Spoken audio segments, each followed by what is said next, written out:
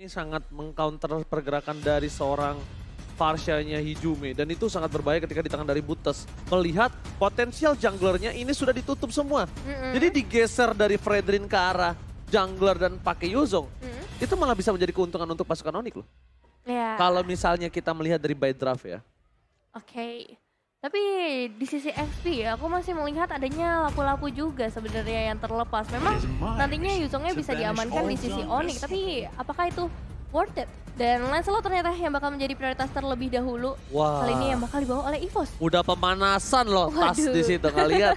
Itu akan ada ting-ting bukan permen, ting-ting bukan biskuit nih. Waduh, ting-ting apa tuh medali? Oh, wah, Wah. bener. Lo bener, kan Bener. fakta. Iya. Ting-ting medali.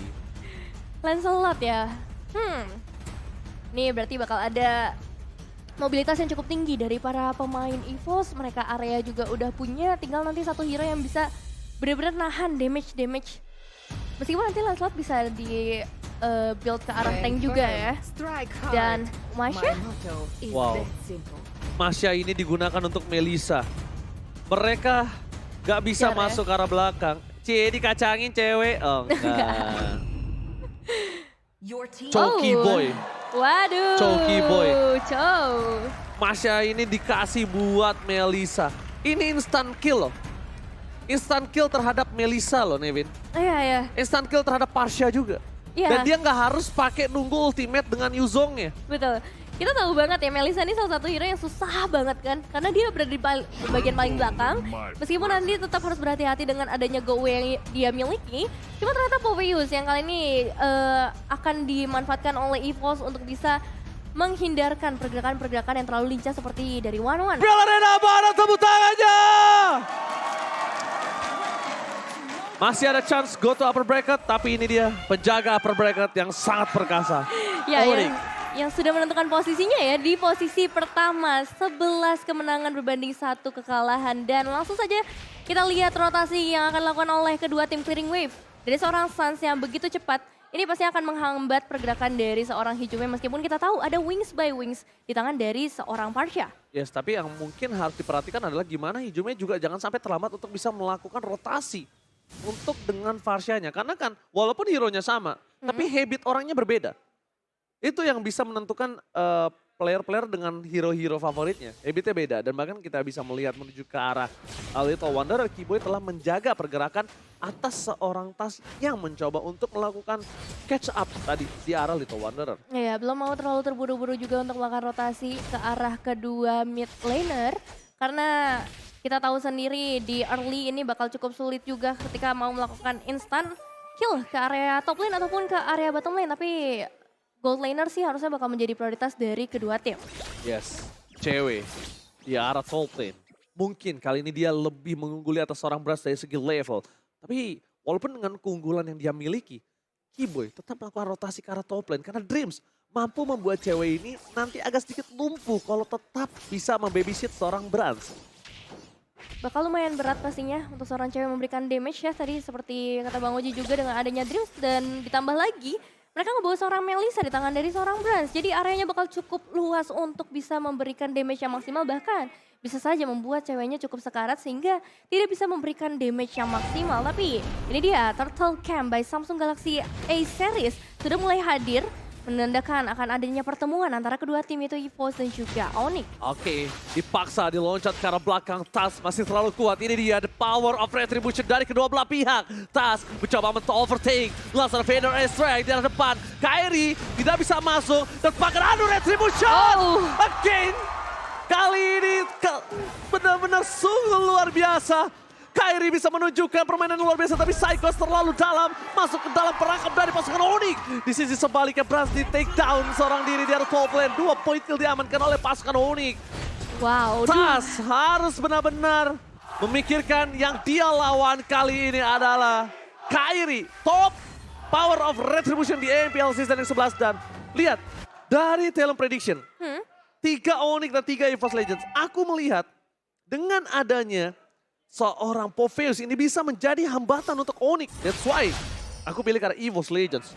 Ya benar, itu bisa menjadi salah satu faktor yang cukup menentukan kemenangan dari EVOS Legends di game kali ini dengan adanya Psychos. Tapi kita ngeliat juga bagaimana tadi pergerakan dari seorang Sans begitu rapinya untuk bisa menghindarkan tempat pertempuran yang ada di area sekitar Turtle. Begitu juga mereka ngebawa salah satu retribution terkuat. Sans bahkan mengambil ultimate karena seorang Lancelot. Phantom Execution dibuka. Oh, Tas terperangkap.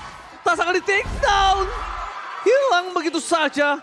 Terpancing dengan ada pergerakan Sans. Yang ternyata dia sengaja melepaskan semua skill yang dimiliki dari seorang Tas. Akhirnya Tas gak punya lagi escape skill mechanism. Wow, Sans ya lagi-lagi pancingan yang begitu luar biasa ia lakukan. Cuman masih fokus kita ke arah kedua gold laner kali ini. Keyboy di level yang kelima, dia udah bisa mulai menendang-nendang siapapun yang melewati daerah teritorinya. Termasuk ke arah seorang Darius ataupun Hijume yang terlihat memang sudah mulai melakukan rotasi ke area gold lane. Ya bukan hanya melakukan rotasi tapi di arah emblemnya silakan Nevin. Oh ya kalau kita lihat dari segi emblemnya Mr. Shop di tangan seorang Psychos. Begitu terburu-buru pastinya untuk bisa mendapatkan item yang maksimal. Kalau kita ngomongin ke arah dua mid laner pasti fokus ke arah Magic. Begitu juga untuk kedua jungler Demon Slayer yang bakal menjadi prioritas mereka. Karena lagi-lagi ini adalah perebutan retribution untuk Turtle yang kedua yang sudah muncul di dalam Lane of Dawn. Tapi aku ingetin lagi nanti Nevin ya. Aku mau mengingatkan nanti akan ada sesuatu muncul karena udah ada satu tiket playoff yang sudah dijual. Tapi nanti ya, tapi sebelum itu kita bakal menyaksikan di mana Tas akan coba melakukan zoning hard terhadap seorang Kairi. Kairi mencoba diganyang terlebih dahulu. Fokus ke arah seorang Kairi. Belum ada Battle of Retribution. Kairi menuju ke arah belakang. Tepakan Retribution.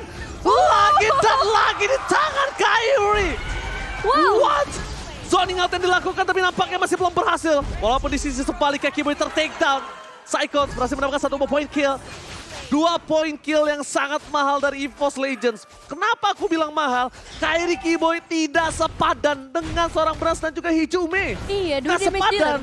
Iya. 2 damage dealer dan juga Turtle. Bisa diamankan lagi oleh seorang Kairi. Padahal tadi kita melihat banget bagaimana banyaknya gempuran yang dilakukan oleh para pemain EVOS Legends. Tapi itu nggak cukup ya untuk memberikan zoning out ke arah seorang Kairi. Lebih fokus ke arah damage mungkin kalau kita ngelihat dari teamfight yang baru saja terjadi. Ini dia, buat kalian jangan lupa War Ticket akan hadir tiket playoff 25 Maret.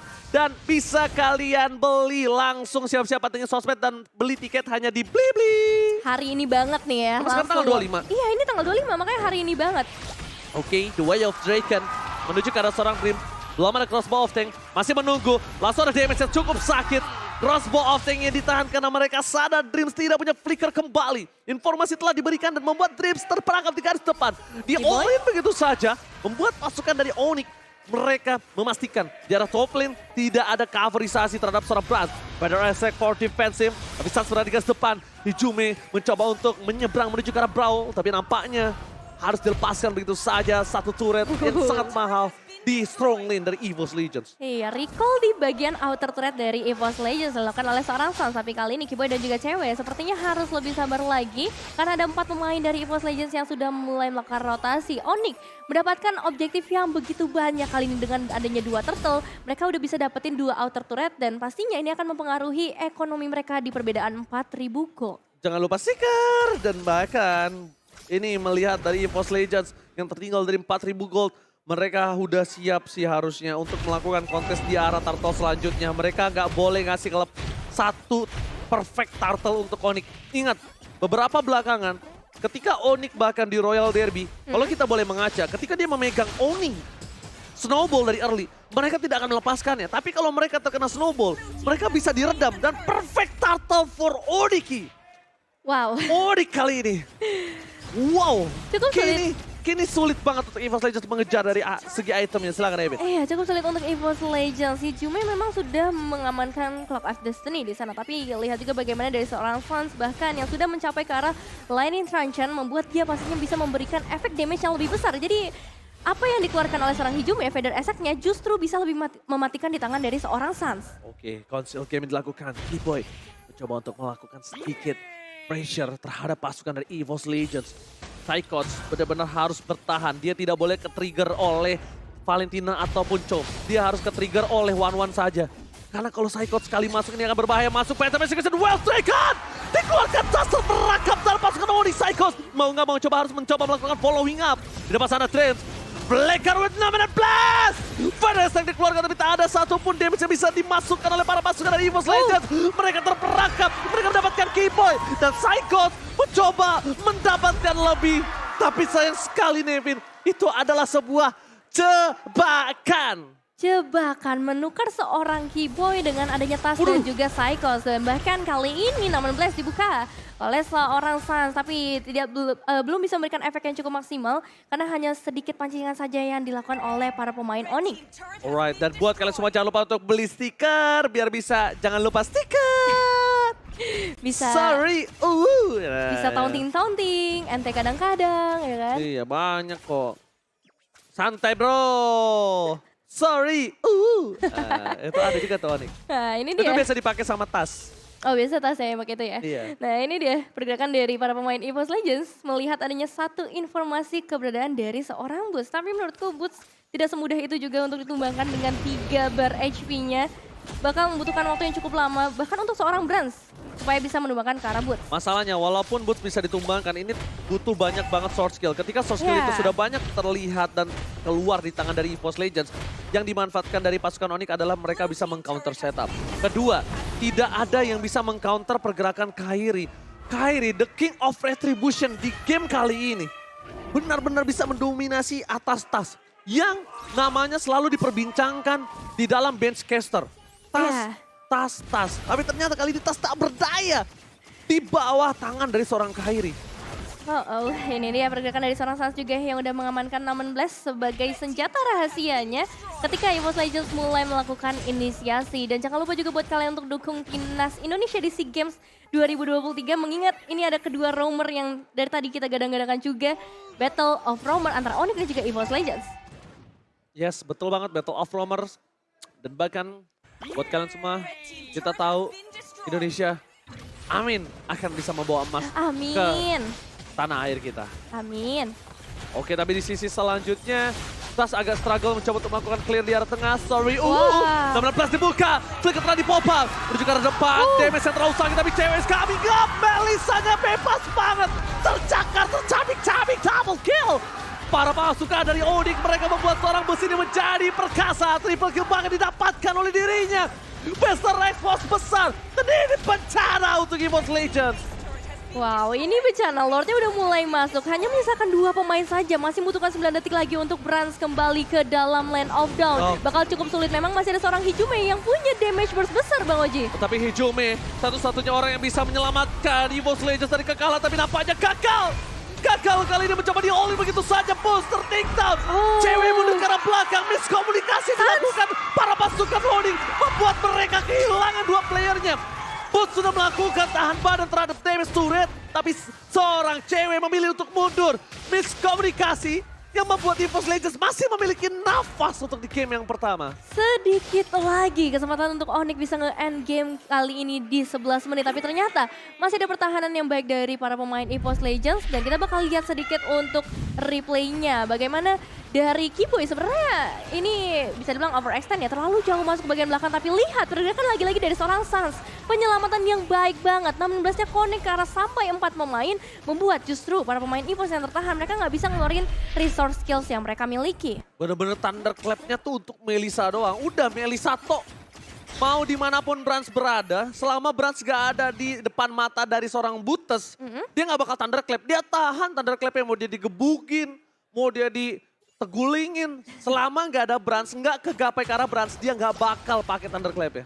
Ya, cuma masalahnya sekarang adalah perbedaan 11.000 gold di menit yang ke-12, Bang Oji, di mana satu persatu pemain dari EVOS Legends sudah mulai mengeluarkan resource-nya. Feather Attack dibuka di sana untuk mengusir pergerakan dari seorang Keyboy yang memang begitu lincahnya sedari tadi karena Lord sudah mulai hadir juga di dalam Land of Dawn. Apakah EVOS Legends akan mencoba melakukan adu di dalam objektif mereka? Tapi Psychos harus mundur ke arah belakang. Damage terlalu besar dari seorang Sans.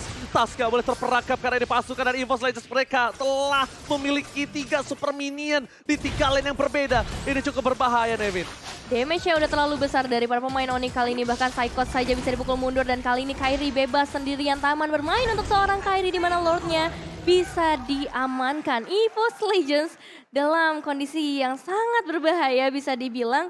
Dan harapannya mungkin masih ada di tangan dari seorang Hijume dan juga Brans. Karena kalau ngomongin item, Brans sudah memiliki Golden Staff dan juga DHS bersama Corrosion Tide yang seharusnya cukup untuk bisa menumbangkan minimal satu pemain dari tim Onyx. Cuman ya lagi-lagi Suns lah yang harus menjadi target utama dari EVOS Legends. Lihat boots-nya, dia sengaja banget untuk ngemancing semua pasukan dari EVOS Legends. Dipancing dari skillnya, dipancing masuk ke belakang, dibuat Bransnya bebas. Tapi ingat, Brans harusnya udah punya Wind of Nature. Wind of Nature. Bahkan kali ini lihat Brans mencoba melakukan pocket damage terpush dari belakang. Psychos dive in ke arah seorang cewek. Damage terlalu sakit, terpakan cewek tidak bergerak. Dia memancing seorang Psychos. Hilang begitu saja double kill. Lagi mau triple kill. Terpakan Onyx mengamankan game yang pertama. Terpancing. Psychos ke dalam. Dan ceweknya, dia sama sekali nggak bergerak lagi. Dia masuk ke dalam. Dia cuma mancing seorang Psychos. Dia diam supaya Psychos dikebukin dan muncul dari weakness point-nya. Ya, terbang langsung mendapatkan triple kill.